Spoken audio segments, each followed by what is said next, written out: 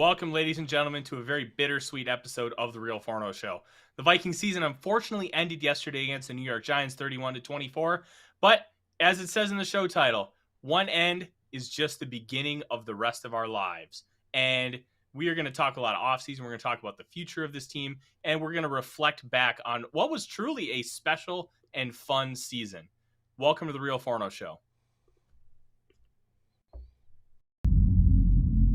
Welcome to the Real Forno Show, managing editor of the USA Today's Vikings Wire, betting and college football analysis for the Fantasy Points website, publisher of Substack Run and Shooter, host of The Good, the Bad, and the Hungry on the Voices of Wrestling Podcast Network, as well as a member of Climbing the Pocket. You are looking live at two of the best looking Vikings in the industry. I am your host, Tyler Forness, and with me as always, top corner producer Dave. Dave, how are you? I am doing good. It is Monday after the season ends. We are all dealing with that grief a little bit differently. And for those that were watching yesterday on the post game, I want to apologize that Flip attacked Tyler. That shouldn't have happened publicly. It's all right to disagree. It's all right to be vehemently disagreeing as long as we stay civil towards each other. And that's the way it's going to be. I need to talk to Flip about it. But my apologies to you, the viewers. I wish you hadn't seen that. Hey, Dave, I appreciate it. And I apologize to the viewers, too, that you weren't able to get my raw thoughts after the game. But don't worry. I saved them all for you tonight, so you're still going to get plenty. And I'm going to start off with the point I was trying to make on Sunday night on the final score. Kudos to Brian Daboll. The reason why I wanted him so badly for the Minnesota Vikings. And look, we should all be happy we have Kevin O'Connell. He has shown that he has the tools to be a really good head coach long-term. We should be very happy with the hire. One of the reasons I wanted Daboll is because I knew that this was possible. I think he's the coach of the year because he basically dragged a lifeless Giants team kicking and screaming to the playoffs, and they just went on the road and beat a very good football team in the Vikings. Daniel Jones is not a great quarterback. They don't have receivers on the outside that are worth anything, really, and they were able to torch us. Look, was the game plan overly creative? No. But you know what it did? It attacked everything that the Vikings do wrong. It hit it hard, hit it well, and then when the Vikings made some adjustments, they made adjustments to those, and they were still able to take it to us, they gained 443 yards, and Daniel Jones had the game of his life. He looks like a viable NFL starting quarterback now, when you would not have said that a year ago today. And I give a lot of credit to him, his coaching staff, and the players for all buying in, for being able to construct a game plan that was consistent, and they executed it very well. They did not make mistakes, and they came out with a win. And the Vikings should really be disappointed in themselves because they had plenty of opportunities. They were a better football team overall than the Giants, but the Giants had the game plan and they had their number. And unfortunately, the Vikings' luck ran out. But it was a very special season, Dave. We had a lot of tremendous moments. We had 8 come-from-behind victories from Kirk Cousins, something we really had not seen before this season. And the defense should have been a lot better. And I think that's going to be the one thing that I really hold on to from the season is missed opportunities. This defense has the talent. They were playing a 5th-string cornerback as their 1st string. Duke Shelley played out of his mind. And I don't think Donatel did enough to help the cornerbacks succeed. The linebackers were a mess consistently throughout the year. And there's going to be challenges when you transition defenses. You know, one of the reasons why we ended up talking about Jordan Davis a little bit for being the 12th overall pick for the Vikings is because of what he would have been able to bring in the middle of that defense. You have to have somebody who can two-gap. Harrison Phillips was good. He was not great this season. And I'll be honest, I think he was one of the reasons why the Vikings struggled so much against the run, because he's just not a two-gapping kind of guy. Michael Pierce would have been a better option, unfortunately. It did not work out. He ended up going back to Baltimore. But all these things kind of wrap into one. The Vikings had a great year, and they should be incredibly proud. But we're not going to spend a whole lot of time talking about that game. I posted a lot of stuff about the game on Vikings Wire. Please go check it out. We're also going to talk later in the show, Dave, about my first mock draft, which I intentionally released the day after the Viking season because we need to transition to the future. We're going to talk plenty over the course of the next few months about how fun this season was. But let's be honest, it's a little painful right now. It hurts because we thought with how this team created their own luck that they could be able to take this thing and make a real run. There was evidence that supported that. There's also evidence that said that they were nowhere near as good as their record. But the evidence for it, supporting it, really gave you a sense of, hey, this team is different. This team figures it out in situations. They play great situational football. But we had failures at the end, and I think that's the one thing we're going to talk about before we move on, Dave. I was very disappointed with that final play for two reasons. Actually, three reasons. One, the protection was not great. I think they should have done a better job in making sure that Garrett Bradbury was not one-on-one against Dexter Lawrence, who, if you don't know by now, is one of the best defensive tackles in football. He has grown into a tremendous young player, and draft analysts just absolutely destroyed the Giants for taking Dexter Lawrence because they had Dalvin Tomlinson. They had other guys on the defensive line. It was not a need. Well, Dexter Lawrence has proved them wrong. He's become one of the best defensive tackles in football. They should have, one, made sure Bradbury had some help. If that help was Dalvin Cook and he missed, that's on Dalvin Cook, and that's just incredibly disappointing. Two, you can't make a throw like that. You can't make a shallow throw. I understand that there was extenuating circumstances. I had a long conversation with my former boss of USA Today, Neil Coulong, who now works for Sports Illustrated, about that this morning. And Cousins did not have a lot of time, and the progression was right to left. So Jefferson's 1, Hawkinson's 2. But Hawkinson shouldn't have been the second progression. And that's the third point. Kevin O'Connell, I thought, made a very poor play call. And yeah, I understand the concept of 9-8-9. So it's what they ran. 9-8-9. So you have 9 routes on the outside, which are basically go routes. And Jeff is a variation. So Jefferson and Thielen kind of took it to a fade because you had single high. So when you have that single high safety up there, the whole point of, instead of just going straight up the numbers and fading out to the sidelines, is it makes it a lot harder for that middle of the field safety to be able to get to either side. And you can fake him by looking one way and going the other. Like, that's kind of the idea behind it. And then the 8 route, you're looking at like a post in the middle of the field. What I don't understand about that play call, Dave, how come you only need 8 yards? There's a minute 50 to go. You have time. You're at the 50. It's not like you have to drive 80 yards in order to get a touchdown. You only have to go half the field. How come we're calling 3 like vertical routes and 2 checkdowns within 3 yards of the line of scrimmage when it's 4th and 8? How come we're not trying to just, hey, run up, like have Jefferson clear out the double coverage and then have Osborne sit down right there? Like, to me, that was the biggest frustration. I don't think O'Connell set Kirk Cousins up well enough to succeed with that play.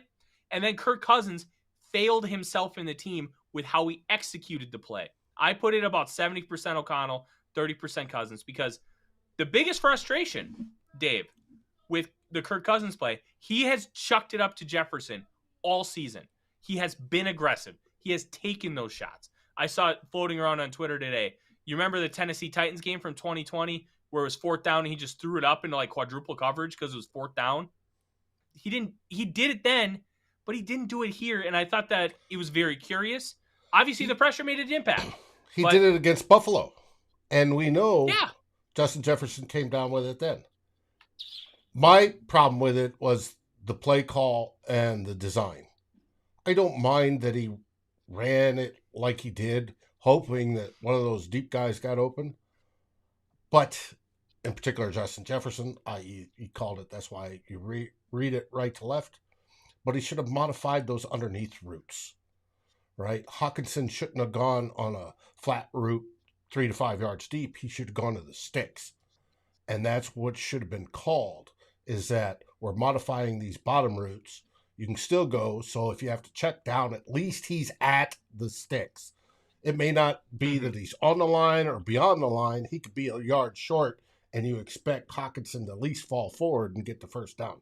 That was not done. That seemed like poor play calling on KOC's part at that point, because he wasn't maximizing the ability to get that first down with the routes that were called. And like you said, you could have called a different set of routes, had KJ over the middle and sit, whatever. But anyways, the shallow routes needed to go out at least to the sticks. And that should have been done. And to me, that was the most frustrating thing. It was, hey, go, go, go, go, go. But I didn't think that they played nearly as smart a football as they should have at the end of the game. The clock management could have been a little better. I didn't think it was bad, but it could have been better. I just don't get why everybody's deep. To me, I don't know everything about scheme. He's I'm trying to spread out the expert, defense. If you got then run why don't guys you have... deep, you're bringing defensive backs back. You're opening space between the line and that. That's why deep passes are called for. And if they're open, they're great because they're big. They're efficient plays. You're getting big chunk yardage. But so then why aren't you running Hawkinson on some kind of like shake route where you go up and then it's almost like a little quick corner post, get him in the middle of the field with all that open space, and he still has to probably avoid that one defender, but by the time he gets the ball, he's probably 7-8 yards deep and he has the first down. To me, that's the failure here. Well, that's what I'm saying. He should have modified those underneath routes.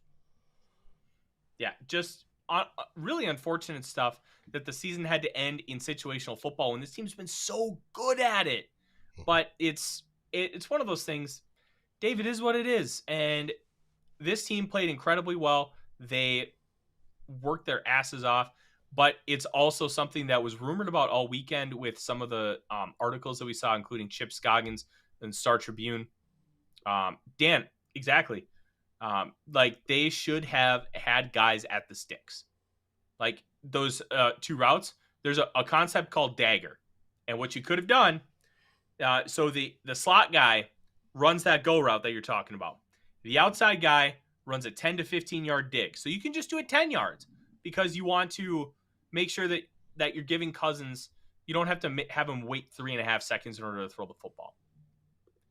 They should have done something like that. And I think that's a rookie head coach and somebody who has not called a ton of plays in the National Football League. And I think that's something where he is going to learn from. But hats off to the Giants. They played a very good football game. They did not make mistakes like they did in the first one. They Part took of that advantage was of the situations. Vikings defense making them look stellar. Oh, absolutely. But it takes two to tango, right? The Vikings defense was atrocious. And the Giants had the game plan to take advantage of it, and they executed it very well. It is a twofold thing. It's not, oh, the Vikings blew this game. It was a 7-point playoff game. They were in this game the whole time. The first half kind of felt like it got away from them, but then they got that touchdown to end the half, and it was 17-14 at the half. Like, okay. Right? And you they wish came it was back, better, but they tied it in the fourth quarter. We thought the momentum was going. Everybody thought, even on that 4th and 8 play, that, hey, the Vikings are going to get this. We're going to go down and score, and then Kevin O'Connell's going to go for 2 in the win. But it didn't happen. Not this time. No, it didn't happen. And I'll be honest, Dave, it's frustrating. It's tough to deal with, but all the credit in the world to those who deserve it. And that's the New York Giants. They figured out how to beat the Minnesota Vikings in a close game, and kudos to them. But we are going to not worry so much about what was. Like we spend enough time talking about the game. If you want to go check out the final score, I recommend checking in about 20 minutes in so you don't see the chicanery. But there was some good discussion after that all happened. But let's talk about the future of this team, Dave. there are a lot of question marks. And this team is going to look substantially different. There are Hopefully. 25 official free agents on this team, including guys like Irv Smith Jr., who is as good as gone. He played 4 snaps yesterday. Johnny Muntout snapped him 21-4. That speaks volumes. Irv Smith Jr. is not going to be on this team long term. I would not be surprised if he signs a relatively decent deal. I think I opined a few months ago that he was going to sign like a deal similar to Tyler Conklin. Like, I bet it's more of a 1-year prove it deal than it is a 3-year deal, just because he dealt with the injuries the last 2 years and we really don't have a lot of tape. And tight end's a position where you want to invest in a guy that you think is really good because it takes time to develop. TJ Hawkinson really didn't come out of his shell until this year because tight end is a difficult position. You have to be a left tackle and you have to be a wide receiver. That's learning 2 complete different skill sets and having to have the body for both of them. So it takes tight ends a long time. And when you miss the entirety of season 3 and half of season 4 of your career, it can really stunt that growth. Watch him get like a 1-year, $6 or $7 million deal to go prove he can go somewhere. Evan Ingram got 1 year, $9 million from the Jaguars, and look at what he's been able to do. He's been really, really good. So he's gone. Chandon Sullivan, our starting slot corner, he hopefully won't be back because he was not very good for most of the season. However, today he said he wanted to be. Yeah. Well, I want $1 million. So we'll see. Dalvin Tomlinson is technically a free agent. He does have dead money on the cap for next year. So if the Vikings sign him, they can push some of that out with the void years that have already been made. Zadarius Smith, they have to make the choice on him. They have to decide if they're going to keep Danielle Hunter, which if I'm Danielle Hunter and they're going to stay in this defense, I'm probably asking out because this defense does not suit him at all. And it's unfortunate because Hunter was really good. I looked this morning. I think he had 5 pressures and a sack yesterday on his snaps. Well, he had 3 coverage snaps. And we've seen it all season long. If you're putting your best pass rusher in coverage, he's obviously not causing pressure and getting sacks because he's in coverage. That's what seems silly to me. The ability to insist on sticking to scheme when the player is better fit for something else. Yeah, it's tough. There's so many little nuances, and I understand wanting to play this game. Like, nearly half the NFL plays this game, and when it fully functions, it's really good. Look at the Broncos the first half of the year. They were allowing like 14 points a game until like week 13. And then the Bears from 2018, how great that defense was. Same scheme. The Rams from 2 years ago with Brandon Staley as their defensive coordinator. Same scheme. Like, this scheme is very good. How it was executed and how stubborn that some of the play calling was from Ed Donatel. To me, that's the major frustration. You want to run your scheme. Every coordinator wants to run exactly how they want their defense to play. Sometimes you have to understand, 1, your personnel, and 2, your limitations with that personnel. You had Duke Shelley and Patrick Peterson start at corner for most of the last half of the year. Those 2 guys are good in press. They're good running with receivers. They're good in man coverage. So why were we not playing more man coverage? Why were we content with linebackers who are really not good for this system in Jordan Hicks and Eric Kendricks? And Kendricks was outright bad yesterday. I think he's as good as gone, especially because he saves $9 million on the cap if we move on from him this offseason. Like, they should have done more to maximize the talent that they had. And to me, that's my biggest takeaway with Donatel. And we talked about it quite a few times on the show. It's all missed opportunities. Understanding the talent you have. Like, if you go to your fridge, you're like, you know what? I want to make stew. And you look in the fridge. Oh, you don't have any beef. Oh, you know what? I'm gonna use fish. You don't put like cod in a beef stew. Like you have to understand the ingredients you're working with. So you know what? Maybe you make a soup instead of like a hearty stew because you have fish Or a instead of beef. chowder. Like yeah, to me, that's the thing. You have to understand your personnel, and they didn't do enough to maximize it because this defense should have been better. It should have ranked about 20 in total defense, but it was all, But it hey, ranked we're at just the bottom. 31st in total defense, 26th in scoring. And it's because Ed Donatel did not want to adjust nearly enough as he should have. He should have let these guys play more man coverage, utilize the strengths that they have. Because a great coach will do that. Like a Bill Belichick defense, they have a lot of core principles. But he's like, whatever, I have these guys. I'm going to do some crazy stuff. Like, and then Mike Zimmer did a lot of that too. When he realized, hey, my secondary's weaker, I'm going to run a lot more shell coverages and cover 2 and 2 deep safeties because my corners can't handle it. He asked a lot of his corners. And we saw that even without Danielle Hunter and Everson Griffin in 2021, you know what happened? Vikings were second in the league in sacks with 51. They were getting massive production from DJ Wanham, Afadio Denabo, and they were manufacturing pressure and sacks. And even though the overall product was not great and it ended up leading to the demise of Mike Zimmer, it wasn't due to effort. It wasn't due to trying. He did a lot with what he had to maximize. That was not done by Ed Donatel.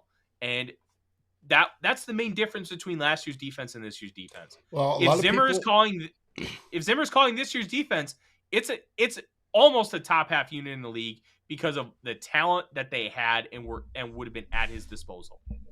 Well, a lot of people are calling for Donatel's removal. Yeah. And it's been 24 hours. He has not yet. Nothing's come out of Egan as to where he sits with the team. Everybody's hoping he retires. That way he doesn't have to be fired. But it's going to be interesting. Kevin O'Connell said he and Kwesi are going to sit down and evaluate things. And he did not say, me and Ed are going to sit down. He said him and Kwesi. So there's most likely the possibility he's gone. Now, whether we stay in a 3-4 scheme or we rotate back to a 4-3, and this is like 1985, the one year we tried a 3-4 and everybody went back the next year, don't know. We'll have to find out once the dust settles. I suspect we will know here in the next couple days the status of Donatel. Yeah. It's because it seemed to not work at all this season. And when we rank so low, but we did so well record-wise, 13-5 overall, obviously a good part of the focus, the majority of the focus in the offseason is going to be on rebuilding that defense. Because that's where most of your old and slow players are located at. A lot of the cap space is there. You've got to do that. So you want to rebuild that. Somebody with fresh ideas coming in that may help. Not just, here's my system. I want to build to my system. And then try to run my system but not maximize it. In the meantime, that seemed to be the problem with me. I can understand you wanting to go to a 3-4, a Fangio style, Donatel style. This is my goal. I've got 3 years to get to it. I've got to get the right personnel. I do not have the right personnel in year one. I'm only adding one Z to that to make things work. But it obviously doesn't work completely. So to maximize the wins, to be competitive, like the Wilfs wanted, you've got to modify how your defense is supposed to run to accommodate the talents on the team. They didn't do that. It was very much strict. We're going to run this defense. Now I hear people saying, yeah, but he did adjust in the second half. He tried blitzing. They just didn't go. Well, why is he waiting to the second half? Why are the adjustments always having to wait to see that the set thing didn't work at the beginning when it hasn't worked all year? You knew how the Giants played. They played you almost identically as they did 2 weeks ago. So it should have been easier for him to figure out a way to defense them that would have been better and more efficient than the way it was. Because when the game started out, it started out beautifully. Vikings get the ball. It was a beautiful drive. Touchdown. Everybody's happy, yelling, screaming. Everything's good. I'm telling Katie, yeah, we just went out. It made it look easy. And then what happens next? The Giants get the ball and they go, dub, dub, dub, dub, dub, dub, dub, touchdown. And it's like, oh no. And then the Vikings get the ball back and it's 3-0. And the Giants get the ball. They go, dub, dub, dub, dub, dub, dub, dub, dub, touchdown. And it's just like, oh, it's going to be one of those days. But we knew not to give up hope after those drives. We knew the Vikings could come back. And sure enough, they started scoring. They eventually tied the game. We thought they were going to come down and tie it and go for the win at the end.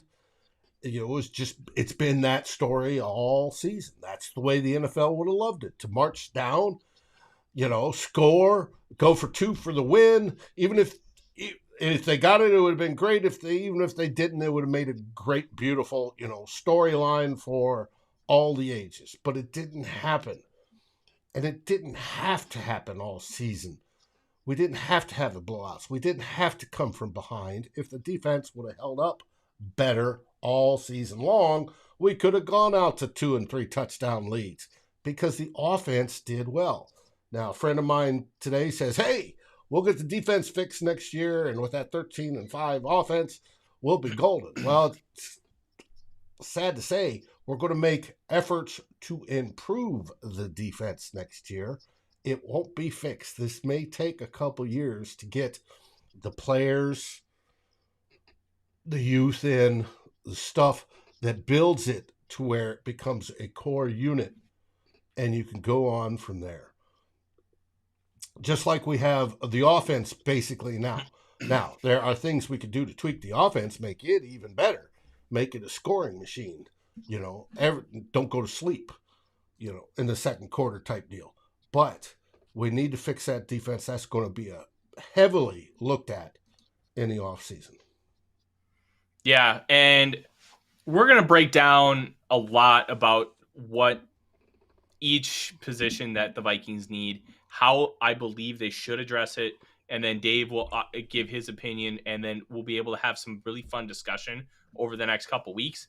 The interesting thing about this team, and I'm going to speak in a platitude right now, Dave. This is how I want things to be addressed. I want them to draft offense and free agent defense. I want them to build the defense through free agency. We spent 4 of our first 5 draft picks last year on defense. We are going to have guys coming back that we did not have. Andrew Booth Jr., Caleb Evans, Lewis Cine. It's one of the reasons why I don't think Brian Asamoah is probably going to start next year. Yep, and he missed the second half of the game with a concussion yesterday. Well, which that was very unfortunate. It was one of the deals. He only got 4 snaps yesterday or something like that. Yeah, it was. We expected to see more of him and didn't, but had done it. Dan Henneman, straight vodka and water bottle, Tyler. Listen, I'm not a vodka guy, but after everything I dealt with the last 24 hours, I wouldn't mind it. Listen, the reason why I say that, you can expect a lot more from Andrew Booth Jr., Lewis Cine, and Caleb Evans than you got this year. You're going to, in theory, have all of them healthy. You can start all 4. Because I'll be honest, Harrison Smith is not a guarantee. They are not a guarantee. He's not a guarantee to be here. And you draft offense, you keep building it. And I'll talk about my mock draft here in a minute. Our friend Raymond just dropped a little quip, and I want to answer this because Raymond always has some really good insight, along with a lot of people in the chat, and I greatly appreciate all of you being here tonight. This is a little therapy session. This is understanding things, and then we're gonna keep projecting forward because we can be sad. Be sad all you want. Take as much time as you need to recover. We are gonna focus on moving forward and becoming a better version of the Minnesota Vikings, and that is why we're gonna talk a lot of draft. That's why this show becomes a draft show second the Viking season's over. Dave and Tyler, I think we need to sign Kirk to a longer deal because he proved that he can win. Then we need new linebackers is what I think. What do you think? We need a wide receiver too, but Kirk proved he can win games. So the one danger, and we actually just posted something on Vikings Wire about the 4 different options the Vikings can take at the quarterback position.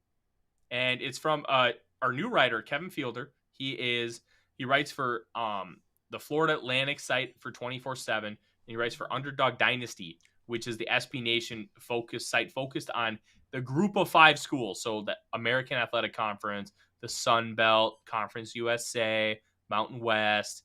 That's where he writes. And he broke down the 4 different types of options that the Vikings could take at quarterback. Because it's not as simple as, hey, you should just re-sign Kirk. There's a lot of nuance to it. And Raymond, I think if Kirk Cousins was 28, I think that's the direction you need to go. Because he's going to turn 35 next season, I think that makes a longer-term extension a really big risk. And one of the reasons why, Kirk is not a strong-arm quarterback. He has a good arm. Yeah, I'd say it's slightly above average as far as like raw arm talent. One of his big benefits is he's accurate. You don't lose accuracy as you get older. You lose arm strength. And when he loses his arm strength, how much of that effectiveness is going to go away because he doesn't have that elite level arm talent or close to it. Kirk Cousins wins with accuracy and intelligence. And he has an arm that can help him win right now. But let's hypothesize here, Raymond.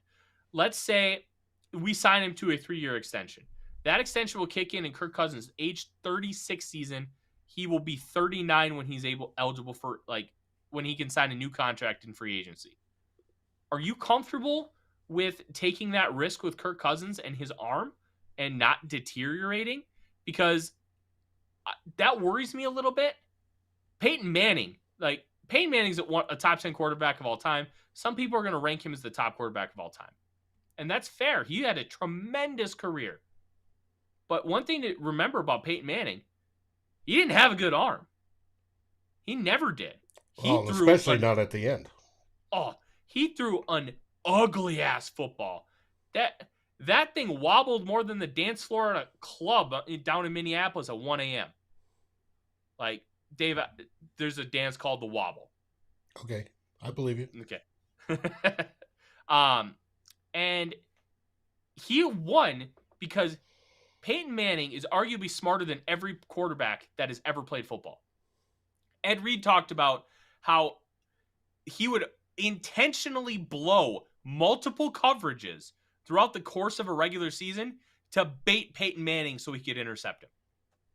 And because Peyton knew everything you were going to do. He was that smart.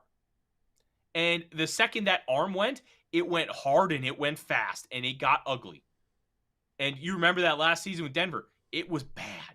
It was very bad. And Peyton Manning looked like he should have quit a couple years prior. Some guys will quit before their talent goes. Some guys quit when it's too late. Peyton Manning quit when it was too late, but it didn't matter. He won a Super Bowl. But that's my concern with the Kirk Cousins extension. It's not about what you're getting now. And if he was 28, you give him $40 million a year. You know what?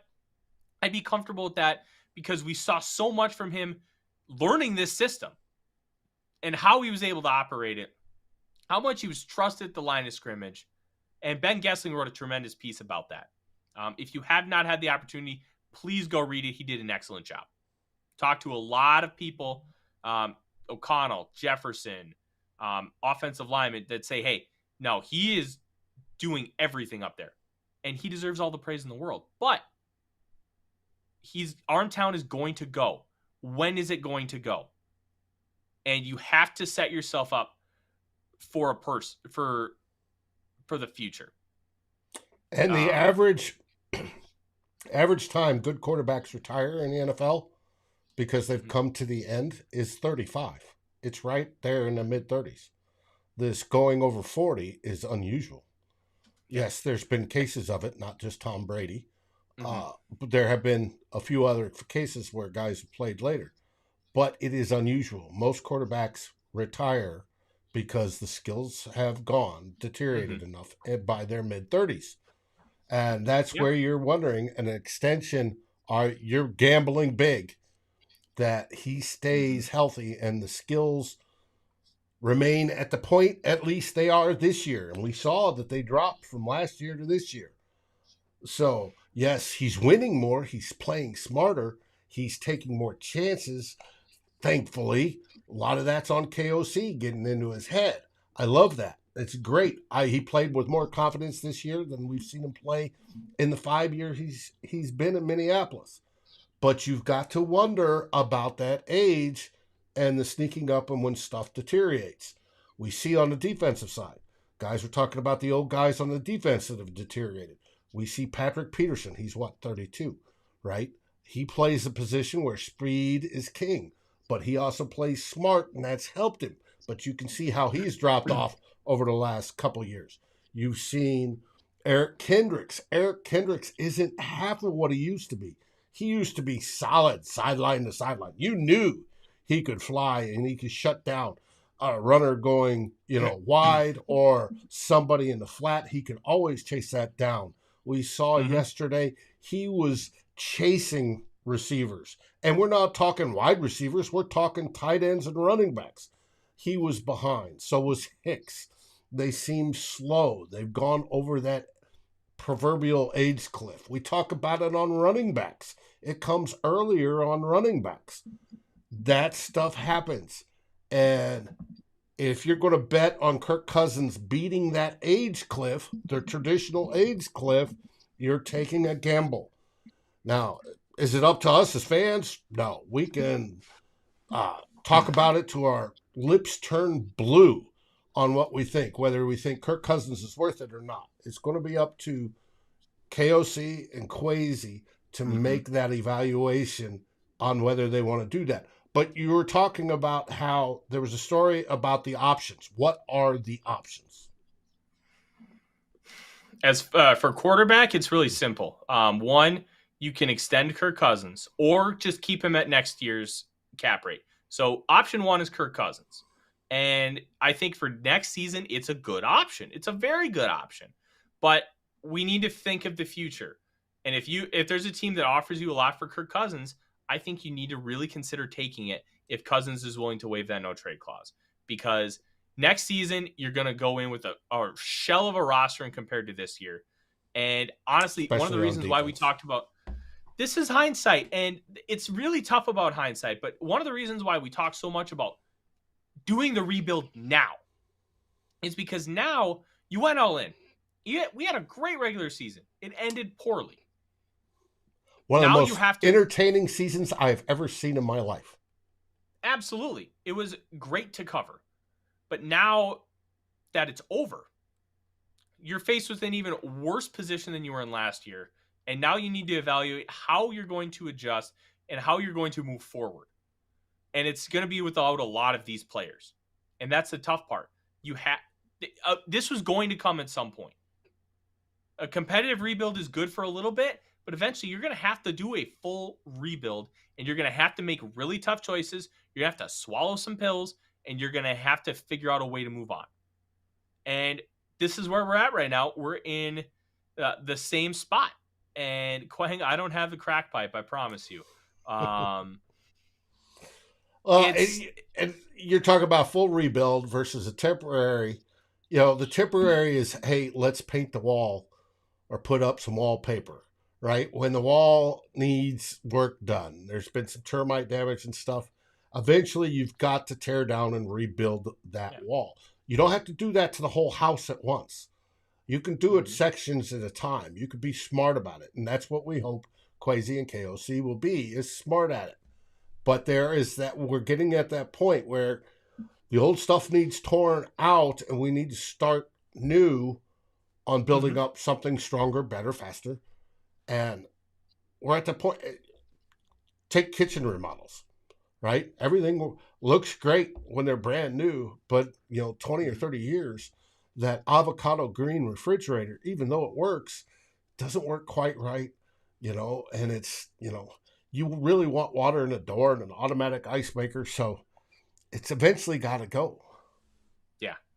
And that's kind of the position we're in. I don't think you have a 2-bedroom house, basement, living room, kitchen. You have 2 bathrooms. Maybe you just do the basement and the bathroom downstairs, and that's where you start. And you rebuild that. And then you know what? After next year, hey, now we're gonna gut the kitchen. And then all of a sudden you're back to winning the division. And I don't think it needs to be this really long drawn out process. I think you can do it in 2 off seasons, but it has to start somewhere. It has to start sometime. What better place than here? What better time than now? Especially Yes, when you need to BC free boys. up money to get under the cap and to maximize your off-season moves to help that rebuild. Mm-hmm. Absolutely. And that's going to be the decision that Kwesi needs to make. Now, the other options at quarterback are going to be hotly debated, but let's just talk about it civilly. Second one is the reclamation project, and there are 2 options. Kevin laid out one in the piece, and that was Zach Wilson. We know the issues with Zach Wilson. We know this, that, and the other thing. Is it a good option? That is something that you can make the choice on. I don't think it's a great option, but I'll tell you, if they want Kirk Cousins and we trade Kirk Cousins, I would take Zach Wilson back in return. Give him a shot. At its absolute worst, you're paying him a few $1 million and he can just be your backup. Yeah, it's worth a try because there is a lot of talent there, and the New York Jets have a good infrastructure now for a veteran. But as far as nurturing what Zach Wilson was, I don't think it was necessarily the best in the league.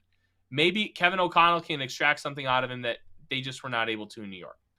The other one is he gets out of the New York eyesight, out of the market, to some place where he's not getting all that attention. Now, I'll say this. I only give it about a 20% chance that he becomes a genuinely quality starter in the league. But if you're going to trade Kirk Cousins, it's worth a chance, right? Mm-hmm. So that's something to think about. Another one that's a possibility that Kevin did not mention, 49ers, Trey Lance. They have Brock Purdy. They may want to roll with Purdy because we know the infatuation that Kyle Shanahan had with Kirk Cousins. Purdy resembles Kirk Cousins a lot more than Trey Lance does. Maybe they're willing to move on from Trey, and you can get him at a discount rate. He's a Minnesota kid, and I think he would thrive in this type of system. And it's something that could be bandied about. I don't know if it will. The third option is like a backup quarterback. You had Nick Mullins. You could try and take a shot at like Mason Rudolph or maybe even Case Keenum. And then you could just kind of pump the season, and that would pair with drafting a guy. You're probably not going to be able to get CJ Stroud, Will Levis, Bryce Young. They're all going to go top 10. Anthony Richardson is a wild card. He could go anywhere from top 5 to end of the first round. I don't think he's getting out of the first round at this point. But if you don't get those guys, maybe you go in the third round and you take a guy. Tanner McKee from Stanford. Jaren Hall, BYU. Everybody knows how much I love Jaren Hall. And there are other guys, Jake Hayner. And there are guys who have some really nice traits in this class. We're going to see some of them at the Senior Bowl. Drafting a quarterback and pairing with a backup, I think, is an interesting and good strategy. But I'm very intrigued to see how the Vikings handle a quarterback situation. Because that's going to tell you a lot about what they think of right now and in the immediate future. How do they handle Kirk Cousins? That's going to tell us a lot, Dave. And we're kind of wrapping up here. So we're gonna have a lot more of these conversations. We're gonna have a lot more time to be able to talk about these things, and we're gonna have a lot more talks about what to do with the quarterback position. There are options. There's also the option of, instead of extending Kirk Cousins, just let him play on his $36 million cap hit. Is that the best option? No. It's not the best option, but it's good. It may be. It may motivate him even more. Who knows? Mm-hmm. Last thing I want to talk about tonight, Dave, my mock draft from earlier today. I released my first mock of the year. Now, friend of the show, Ted Glover, host of Vikings Report with Drew and Ted. High recommend that you go check those guys out after we're done here. They do a really good job. You can see at the top of the screen, the picks that I made. Dave, this is really cool. Thank you for doing that. Please go check it out, VikingsWire.com. And it is the lead story. Look, these mock drafts, while they don't necessarily mean anything right now, here's what it does. It paints a picture of where guys are currently slated and what you should expect. Now, I also release every Monday a mock draft roundup where I take from the top leaders in the industry mock drafts that are written each week, and I aggregate them, and I put, last week we had 3 analysts have the Vikings select Devin Witherspoon, cornerback of Illinois. And I'm going to keep track. So far, he leads the Vikings selections with 5. 5 different times analysts have picked Witherspoon to go to the Vikings. And all the top 3, corners. So, understand, seeing the progress from mock 1 till the final one that we release at the end of at the end of April when the actual draft approaches, Dave. It's fun to see and fun to track, and these are exercises to understand, hey, this is what could happen. I do 3 types of mock drafts. What I think will happen, what I would do, what I think should happen. And then I also do a 4th where I just explore situations. And I say that. So one thing I did Vikings specific mock drafts where it's only Vikings picks last year. And each one, I explored a different situation. What happens if they trade up? What happens if they trade down? What happens if they take a quarterback? What happens if they take this position, that position? And it's to explore different ideas to get a sense of, hey, when something happens, we can be prepared for it. We can understand. And that's what I try to do with these things. It is an exercise to understand what's going on and how to view the draft as a whole. Because mock drafts that's what they are. They're a fun exercise. I don't take them seriously till mid-April, but they're fun, and it's good to see, hey, this player could be really good. And as we come up to the Vikings pick, I'm just going to tell you right up, and I know Dave's got the graphic. I had the Vikings selecting LSU wide receiver Kayshon Boutte, and it's spelled Boutte, but it is pronounced Booty.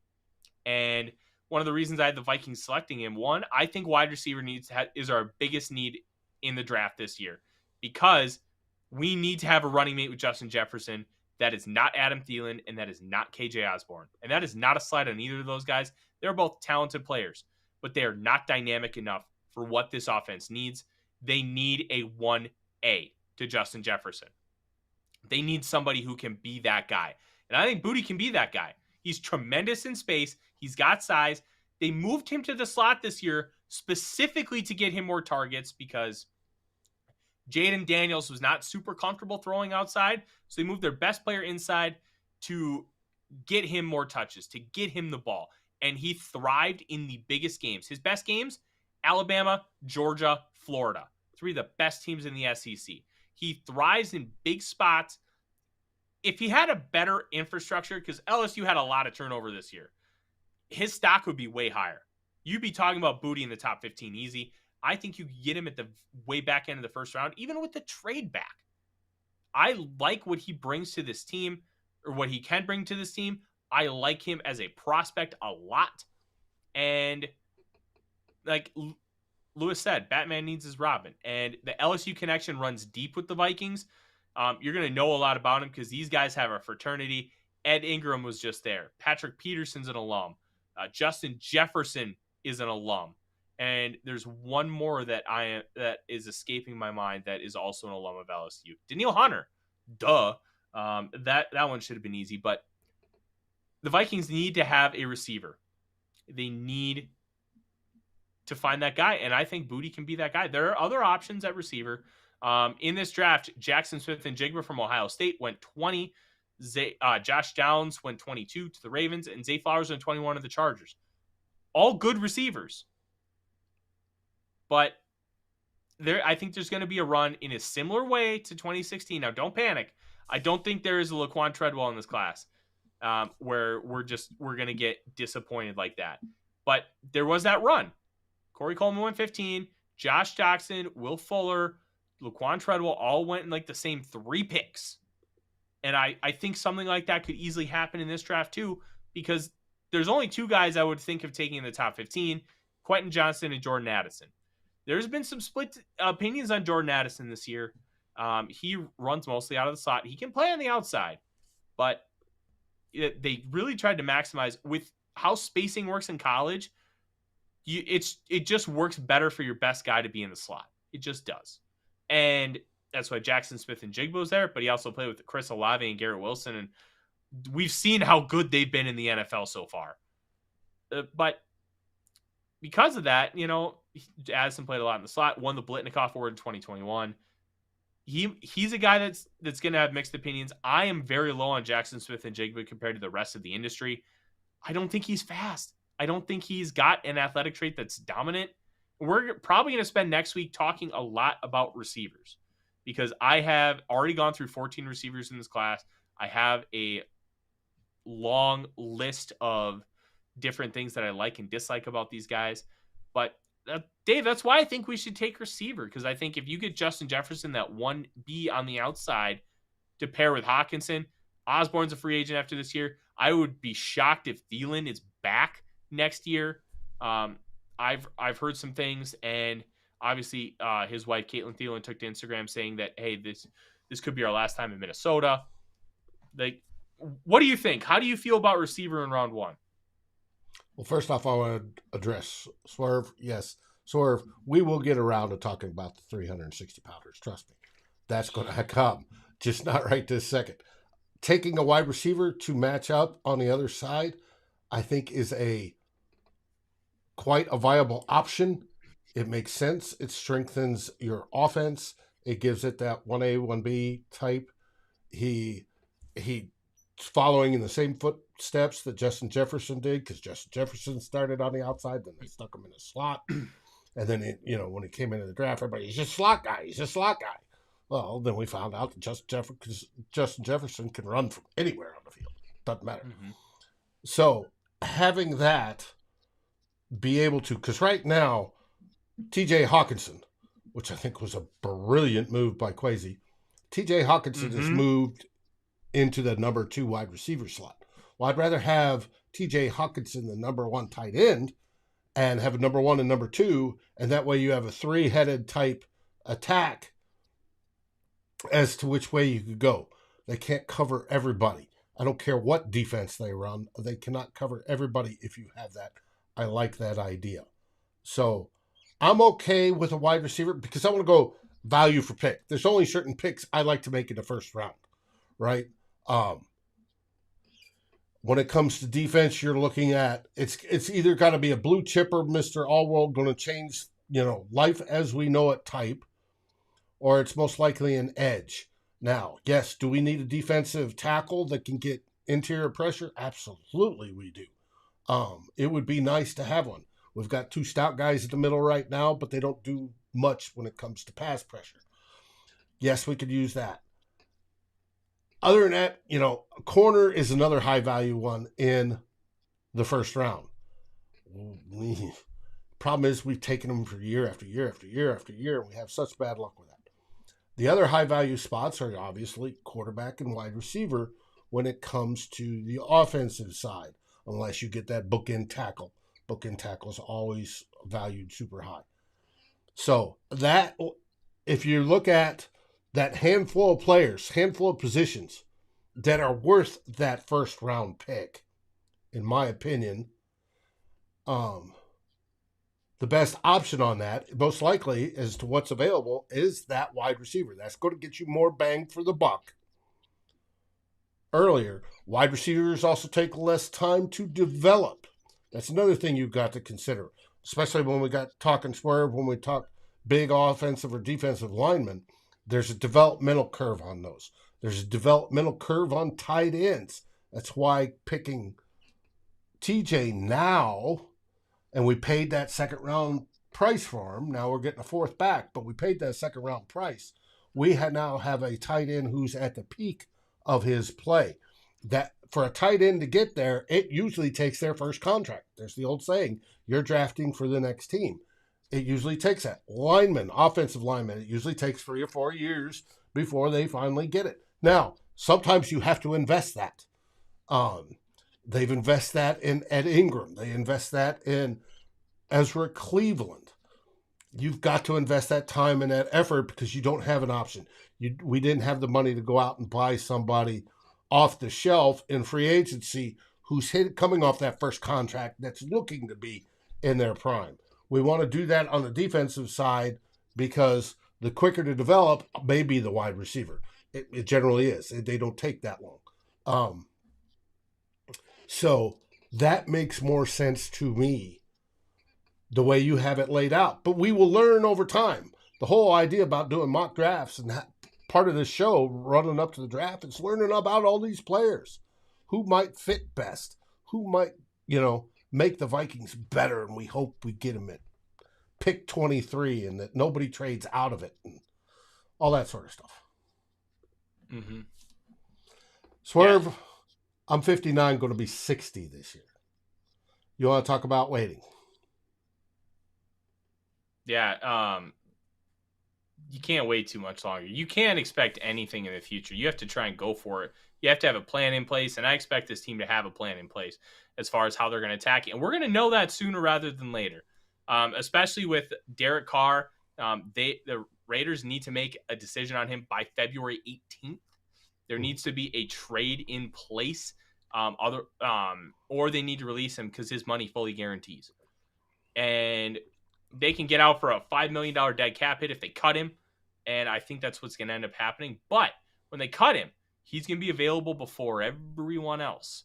So he's going to have his pick of where he wants to go. Now, if the Vikings want to move on from Cousins, they would be best to attack it early and often and be able to maximize on the market before a potential suitor or two are gone. We're going to talk more about that.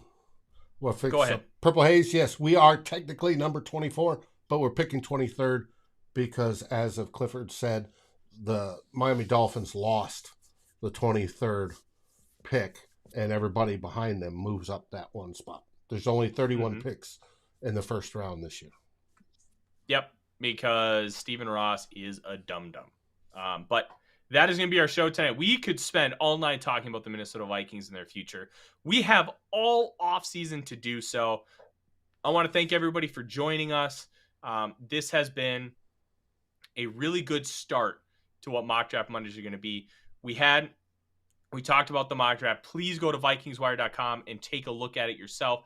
Dave did have it scrolling at the top, but it's easier to see why each pick was made and when you read about it.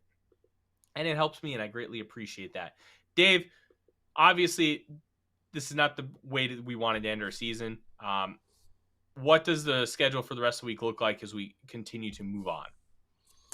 Well, Lewis talks about being ruthless on Vikings Happy Hour. Speaking of ruthless, we have special guest coming on, Dr. Eric Eager, formerly of PFF, now of Sumer Sports. He will be on, and Eric, he tells it like it is, from his point of view, being the numbers cruncher and playing in college. So that show on Wednesday with Eric's going to be outstanding. Thursday, we should have Viking Hot Takes, hopefully, with Flip Mozzie and Eric Thompson of the Daily Norseman. And next Saturday, probably before the games, we'll adjust it just like we did this last week. You'll get myself and Darren doing most likely a postseason type wrap-up show. And maybe by then we'll have news on Ed Donatel and his future. Who knows? Yeah, but I would guess the second we get a Kevin O'Connell press conference, they are going to announce what they're doing with their coordinators and if they're going to be who they're going to be retaining, who they're going to be letting go. Because if they're going to be replacing anybody, they need to get at it because they're going to be candidates scooped up, especially as head coaches get hired because they're going to need to build out their staffs. O'Connell's going to need to get on it hot and fast. So I assume we'll know something Tuesday morning or at the latest Wednesday. Either way, if Ed Donatel stays, gets fired, or retires, we're going to know. In the meantime, thank you all for tuning in to the Real Forno Show as we transition into Mock Draft Mondays. The TDN Simulator is not quite up and running yet. They are trying to make it as great as possible. So we will continue to just discuss mock drafts. And as always, Vikings Wire is going to have you covered on everything mock draft. I talk about each mock draft that I find with an article, and then obviously my own mock drafts and mock draft roundups. So in the meantime, thank you all for joining. Do everything you can to try and recover from the end of this Viking season. Remember the good times, because that's what the season should be about. And have yourself a wonderful week. And as we always say, Dave, SKOL Vikings. Making your Mondays purple. SKOL Vikings! Sure.